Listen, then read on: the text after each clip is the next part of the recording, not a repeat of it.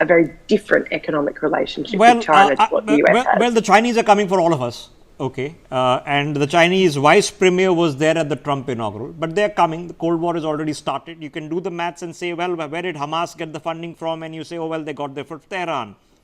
But where did Tehran get the money from? It's a country under sanctions.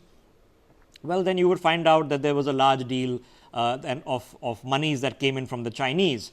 So you can keep on doing up the math to understand that these are front lines in a global war that has already started. So let me pick that thought up with some direct questions to both Adrian Calamel and Mark Sofer. Let me go to Adrian first. Adrian, as we speak, while our inaugural takes place in Washington, D.C., an exchange is taking place in Israel. We've already seen prisoners who've been freed and hostages who are being returned. Does Donald Trump take credit for making this happen? That's a great question.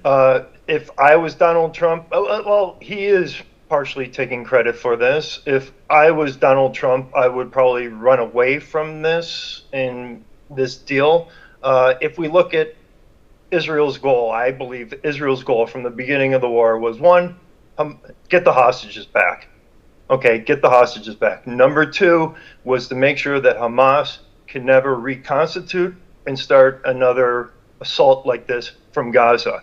Phase two of this deal, I mean, and this is a Biden deal, let's not forget that. This was a Biden deal that was floated back months ago, and no one could agree to it. So now it's being pushed. I believe it's being pushed on the Israelis. And so what you have is this deal being formed that's going to allow Hamas to reconstitute itself.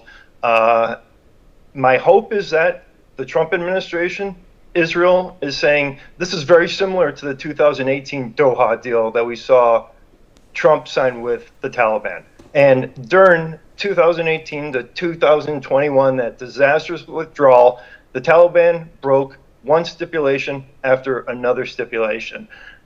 We did not respond. America did not respond. We did not say you were violating these. Israel will say you're violating these. Phase two of this hostage exchange, after the hostage exchange, is for Hamas to put down their weapons. That is never going to happen. Hamas is not going to put down their weapons. So here is the problem. I think Israel will not have any compunction about taking out those individuals that are breaking those violations. That's the most important thing. And then also, I do think maybe a whisper was put in Bibi's ear to stop playing around the margins. Let's have a concerted effort here.